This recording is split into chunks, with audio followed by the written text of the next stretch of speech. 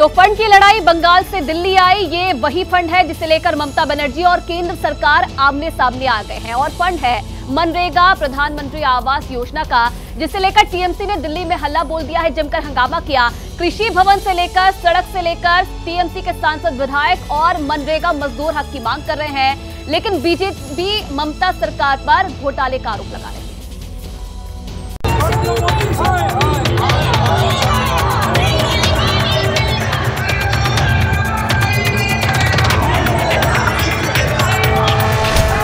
जगह कृषि भवन, प्रदर्शन TMC,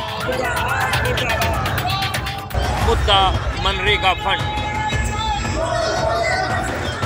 action Delhi police, high voltage drama. ये तस्वीरें सामने आई दिल्ली के कृषि भवन से, जहां दिल्ली पुलिस का ताबड़तोड़ एक्शन देखने को मिला। धरने पर बैठे ममता बनर्जी के भतीजे अभिषेक बनर्जी को पुलिस ने हिरासत में ले लिया।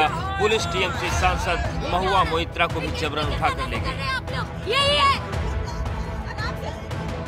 दिल्ली के एक्शन के बाद ये सभी नेता केंद्रीय ग्रामीण विकास राज्य मंत्री निरंजन ज्योति से मुलाकात करने पहुंचे थे, लेकिन मुलाकात नहीं होने पर धरना प्रदर्शन करने लगे। इसके बाद पुलिस एक्शन में आई और सभी को हिरासत में लेकर किंग्सवे कैंप ले गई।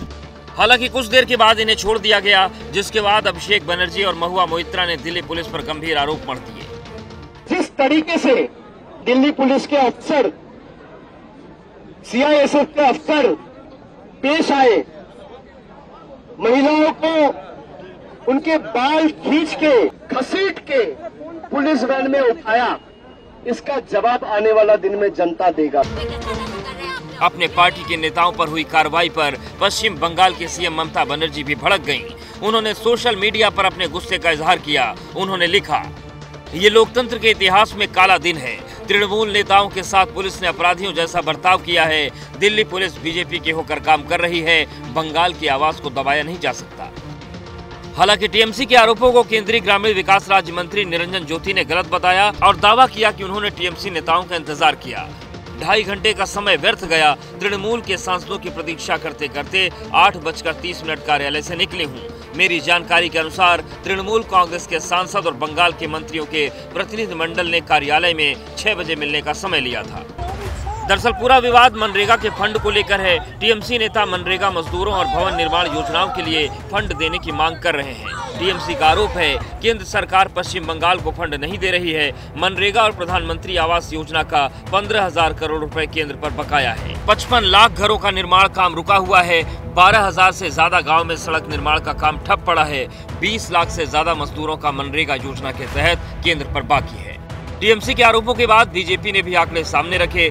बीजेपी ने पश्चिम बंगाल में 1 करोड़ से ज्यादा फर्जी जॉब कार्ड होने का दावा किया। साथ ही यूपी और एनडीए के सरकार के दौरान फंड जारी होने का आंकड़ा भी रखा। 2009 से 2012 तक यूपीए सरकार के वक्त राज्य को 14,985 करोड़ दिए जाने की बात कही, जबकि एनडीए के समय 54,150 करोड़ रुपए राज्य को भेजे जाने का दावा किया। ये पार्टी गुंडाओं की पार्टी है। इसका 3 एजेंडा है। एक परिवारवाद, दूसरा भ्रष्टाचार और तीसरा एपीजमेंट, तुष्टीकरण। कितना लेटर मिनिस्ट्री में लिखा है। टीएमसी का प्रदर्शन 2 अक्टूबर से शुरू हुआ था। पश्चिम बंगाल से मनरेगा मजदूर, मंत्री और सांसदों ने जंतर मंतर पर प्रदर्शन किया था और राज्य की समस्या बताई। पॉलिटिकली लड़ाई है करो, लेकिन गरीब जो 2 करोड़ 65 लाख हमारे यहाँ जो 100 दिन के काम के कारीगर हैं, उनको तुम वंचित मत करो। दिल्ली में टीएमसी नेताओं पर कार्रवाई के बाद सियासत गर्मा गई है। आरोपों का दौर भी शुरू हो चुका है। बीजेपी और टीएमसी नेता एक दूसरे पर शब्दों की बौछार कर रहे हैं। खबरों की तह तक जाना और सच खोज के लाना, ताकि आप रहें आगे। इसी सोच के साथ हम निकलते हैं खबरों की जमीनी हकीकत जानने। मणिपुर से लगातार कई दिन तक खबरें पहुंचाना हो, या फिर हरियाणा में भड़की हिंसा के हर पहलू को सबके सामने लाना हो, हम बिना थके आप तक खबरें पहुंचाते रहे। पब्लिक इंटरेस्ट यानी आपके हित की बात। देखते रहिए पब्लिक इंटरेस्ट सिर्फ एबीपी न्यूज पर।